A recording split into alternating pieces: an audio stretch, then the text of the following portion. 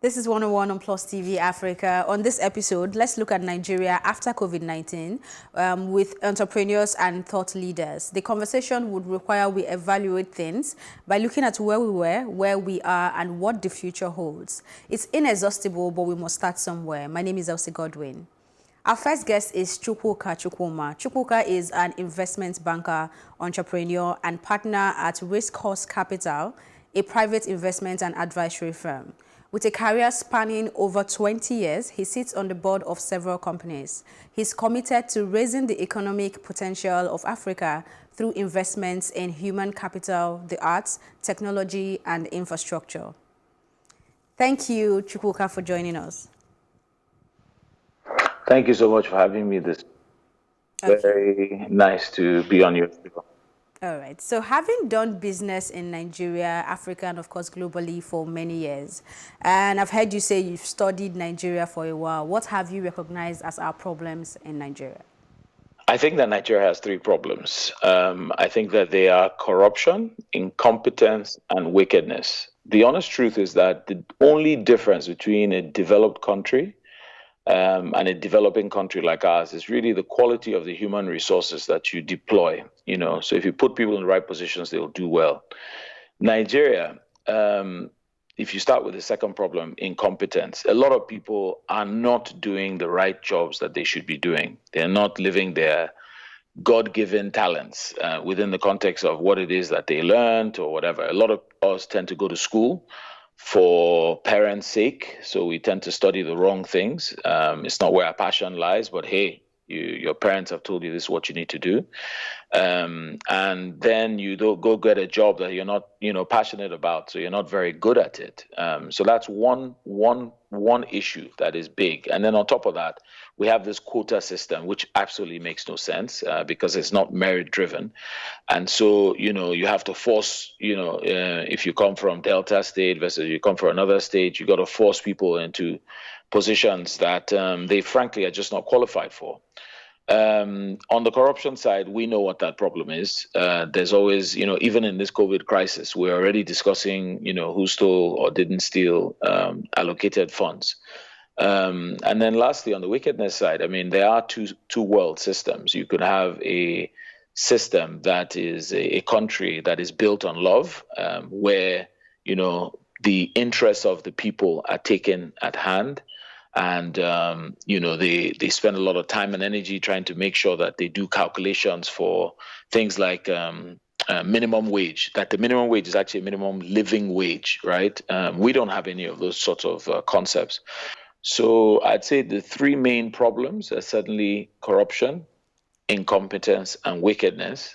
But there are a host of other things that we need to fix. So how do we begin to fix these problems? I think the first thing is mindset. And this isn't easy, right? Because we respect our elders, because of our traditional values, and the power distance I just talked about, where we respect power and almost in a godlike way, whether it's men of God or your father in your home or different other aspects. We need to break from a lot of our traditions that do not make sense. We need to learn how to shame, members of our family who may not have the right character. So, for instance, if your father is a thief, or you have kids that are doing Yahoo, do not celebrate them, right? Those are things we can do while we wait for government, right? So I always look at the mirror myself. I think we have to know what to invest in. So education is something that if you invest in it significantly, you will definitely get the returns. Healthcare, we're all learning, is also critical. I remember when I sat in a bank a couple of years ago, well, actually a long time ago now, because I left banking in 2011. But I remember being in a strategy session where we thought we had finished the discussion for the year about which industries and which customers to go after. So I asked, me being a simple guy, I asked two questions. I said, what about healthcare and education? And some smart Alec in the corner who sat in risk and was in charge of credit, said to me, health and education are not things you invest in because, one, healthcare, the cash flows are sick people, and two, the cash flows of education are kids. So how do you take security? How do you enforce security? How do you force them to pay you back? And I laughed. I laughed in a sarcastic way because I thought that was such a stupid, sad statement that he made, and one born out of someone who didn't understand how what social infrastructure is, which is things that you need that may not necessarily make you money, but you certainly need them. And now we're finding out that banks, and we, thank the likes of GTB Access and a number of them that are, going ahead and building hospitals in 5 days. It's all fantastic, but we could have done this a long time ago. Okay, we'll So come those are back some of the to areas I think we could have helped with. we'll come back to social infrastructure, but you mentioned something while answering my previous question earlier. You said the respect, our culture is affecting the way we do things and could be one of our problems. But don't you think the concept of respect is something we have misunderstood in this part of the world?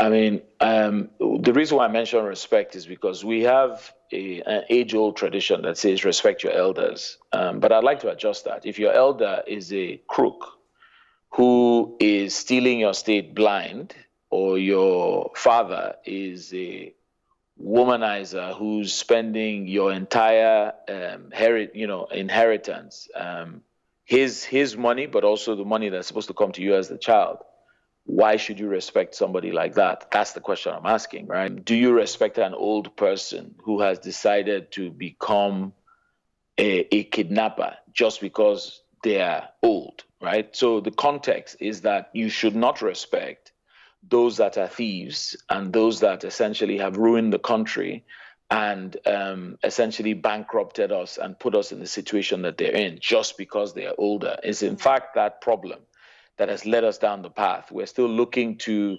70, 80-year-olds as guidance. As of course, you respect your parents, but you should certainly think twice about respecting a pedophile who happens to be older, right? Okay. All right. Taking it back to social infrastructure, what is the state of infrastructural development and investment in Nigeria?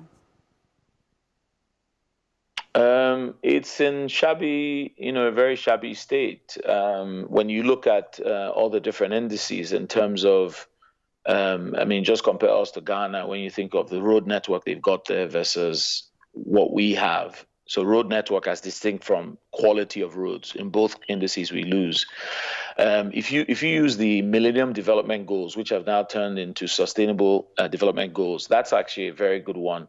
Because when you start looking at it, you see things like water, power, education, equality. There's so many things on the list. I don't know one of those that we've nailed and sort of are done with. I remember working in Ghana, and I hate comparing us to, say, a developed country because that gap is too much. But Ghana is right next door, and they now have a bigger FDI than Nigeria does. So that's and they're for lack of a better where they're close enough comparable to our region for us to be able to look internally and see what we're doing wrong. We are not focused on doing the right things within the context of social infrastructure. So hospitals, education. I remember in my mother's days, she's in the 80s, right now, when you went from Nigeria abroad with a degree from a Nigerian university, you were head and shoulders above a lot of other people. That's not the case right now, right? Our educational system is in shambles. And post-COVID, we have a bigger issue with all these things I just mentioned, because all of a sudden now, people are talking about e-learning, and my kids that are in school abroad, fortunate for me, have no interruptions in their lives, right? But I know that there are tons of millions of kids who, first of all, were already out of school in Nigeria. And then secondly, those that were even in school, but not in very good schools, and certainly didn't have any plans for, internet, going to school online and trying to, finish this semester, are already going to be behind by a significant amount. So if you look at Lagos as a wonderful city to sort of look at, commercial city for the entire Nigeria, as developed as it is, probably has infrastructure for no more than, 6 to 7 million people. but we're 21 or so they tell us. And so this is a very, very big challenge, right? If your main city is being blocked by, one trailer has an accident on Third Mainland, all of a sudden, people can't get home for 6 hours. I mean, if you had 2 hours to 3 hours guaranteed every day in traffic, in 6 months, you could probably finish an MBA, right? But instead, you're wasting your life in traffic. So there's so many things. When you say social infrastructure, I mean, healthcare is just a shambles. We talk about diagnostics, right? So diagnosing what is wrong with you is extremely critical, right, for you to be treated. Okay, so right? I'm saying in treating these issues or the diagnosed problem, because I don't think we need to wait for diagnosis because we actually know what our problems are. What factors should we let drive our direction? What should be the defining factors? I mean, the defining factor is the people's will, you would imagine, right? So if the people want something in a normal country, so if you look at the Arab Springs, right? They had hospitals, they had schools, they actually were much better than we are. But the people willed that, you know what, Mubarak, all these guys, is not enough. We want better. And they kicked them out.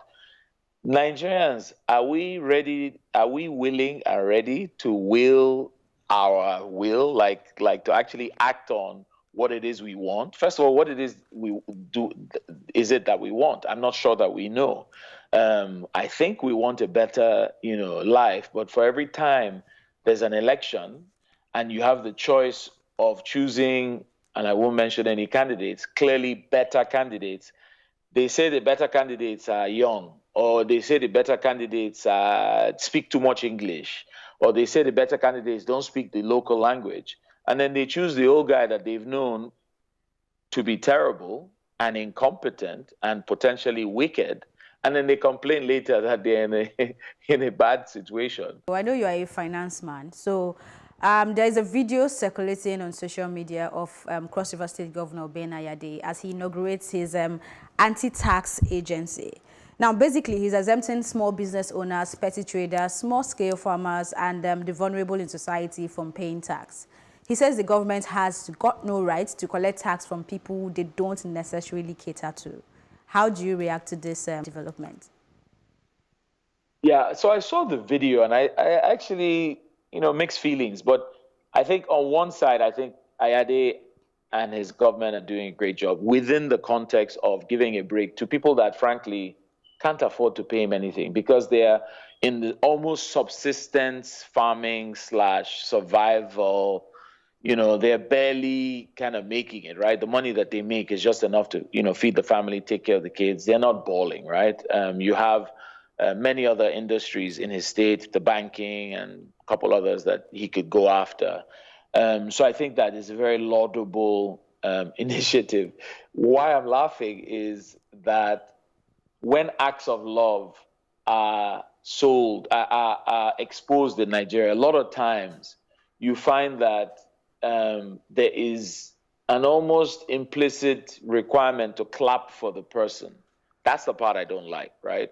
Because that's exactly what he should be doing during COVID, right? So if you sort of look at, in fact, he should have done that before COVID, right? It's not a COVID thing, right? Because they were already suffering, and they're going to suffer more now that supply chain has been affected. So that's why for me it's a bit tongue in cheek. The governments have already bankrupted the state, and there's no new revenue. So the least you can do if you can't make new revenue for the state is reduce the costs for the people, and that's the right move for him to do. So I applaud him, and I wish other states would do the same. If you said that's the right thing, and you just said you wish other states to do the same, will it be financially advisable to expect the same in a place like Lagos State? I mean, Lagos State is in a much better situation than Ayade State, right? By far, right? And I think Lagos State, I mean, I've done a lot of work for Lagos State, and I love the state. That is indeed, even though I'm from Delta, state of origin, I am a Lagosian. And grew up there my entire life and had the privilege of working for a number of governments in their project finance deals. Now, I know that they have a financial model that has a line. I think PwC built it for them. It has like 99 taxes, lines of taxes, you know. And I've also been at the other side of their spear when they send their touts and area boys and policemen to your office claiming that if you don't pay TV tax equivalent to the same amount that Schlumberger paid, even though you're a very small business, that they're going to lock you up, right? So I've seen Lagos State from both sides. And what I can say is that yes, they can do more for their indigents. Yeah, we'll have to go. Thank you so much. I will hope to have you again soon. So thank you for having me. This was awesome. Thank you very much, Elsie, and have a good day. You too. It's time for a quick break, but when we return, we'll be joined by an entrepreneur who has paid his dues and is readily sharing his story to help mentor the younger generation.